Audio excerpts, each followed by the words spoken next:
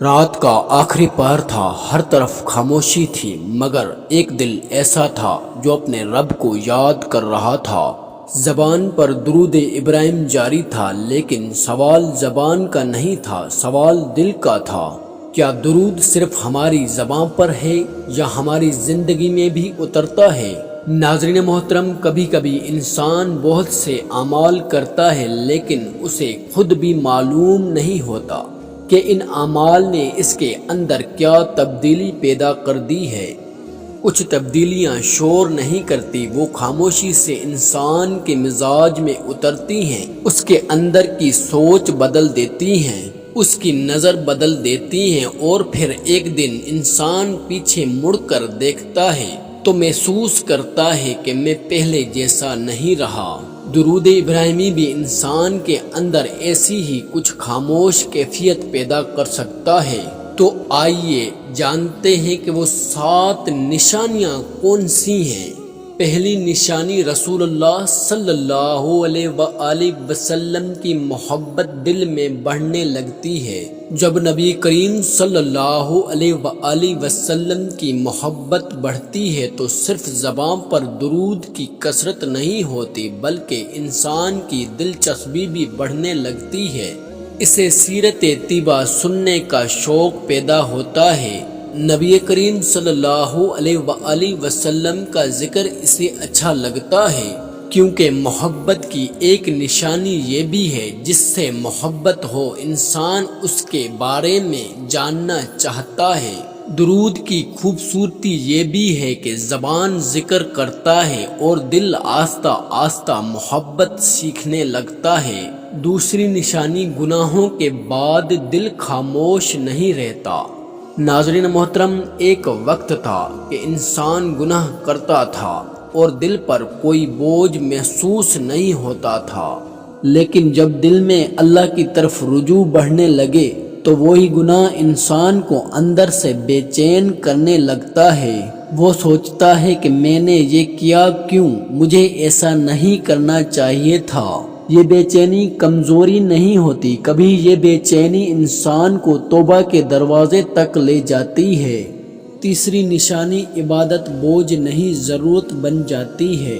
جب دل بدلنے لگتا ہے تو عبادت کے لیے انسان کو ہر وقت مجبور نہیں کرنا پڑتا۔ جس طرح جسم کو کھانے کی ضرورت ہوتی ہے، اس طرح دل کو بھی اپنے رب کی یاد کی ضرورت محسوس ہونے لگتی ہے۔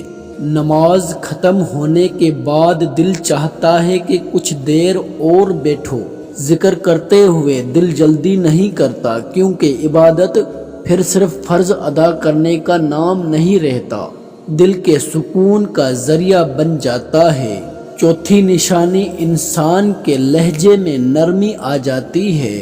ناظرین محترم، دل کی اصلاح صرف مسجد میں نظر نہیں آتی، گھر میں بھی نظر آتی ہے۔ انسان کا لہجہ بدلنے لگتا ہے، بات کرنے کا انداز نرم ہونے لگتا ہے۔ جو بات غصے سے کہتا تھا اب وہ بات برداشت سے کہتا ہے۔ اور سب سے خوبصورت بات یہ ہے کہ اس تبدیلی کا اعلان انسان خود نہیں کرتا، اس کے قریب رہنے والے لوگ اسے محسوس کرتے ہیں۔ پانچویں نشانی، دنیا ہاتھ میں رہتی ہے، دل میں نہیں۔ دنیا کو چھوڑ دینا ضروری نہیں، لیکن دنیا کو دل کا مالک بنا دینا خطرہ ہے۔ جب انسان کے اندر آخرت کی فکر پیدا ہوتی ہے تو مال، شہرت اور لوگوں کی تعریف اپنی جگہ رہتی ہے، مگر ان کی حیثیت بدل جاتی ہے۔ وہ سوچتا ہے، مجھے لوگوں کے نظروں میں بڑا نہیں ہونا، مجھے اپنے رب کے سامنے سرخرو ہونا ہے۔ یہی وہ مقام ہے جہاں انسان دنیا میں رہتے ہوئے بھی دنیا کا غلام نہیں رہتا۔ چھٹی نشانی، آزمائش میں دل ٹوٹتا ہے مگر رب سے تعلق نہیں ٹوٹتا۔ زندگی میں آزمائش آئے گی، مشکل آئے گی، کبھی انسان روئے گا، پریشان ہوگا، لیکن ایمان کی خوبصورتی یہ ہے کہ مشکل انسان کو اللہ سے دور کرنے کی بجائے اللہ کے قریب کر دے۔ زبان پر شکوہ کم اور دعا زیادہ ہونے لگے۔ انسان کہتا ہے کہ اللہ پاک مجھے سمجھ نہیں آ رہی کہ یہ کیوں ہو رہا ہے، مگر مجھے یقین ہے کہ تو مجھ سے بے خبر نہیں، یہی توکل ہے۔ ساتویں نشانی، اللہ کی رضا سب سے بڑی خواہش بن جاتی ہے۔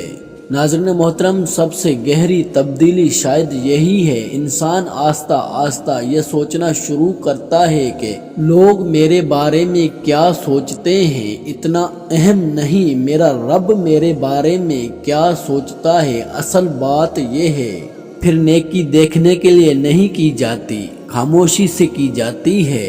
کسی کی مدد اس لیے نہیں کی جاتی کہ لوگ میری تعریف کریں، بلکہ اس لیے کہ اللہ راضی ہو جائے، اور پھر دل میں اللہ کی رضا سب سے بڑی خواہش بن جائے تو انسان کی بہت سی خواہشیں خود بخود چھوٹی ہونے لگتی ہیں۔ ناظرین محترم، درود ابراہیمی صرف الفاظ نہیں جنہیں زبان سے ادا کیا اور بات ختم ہو گئی۔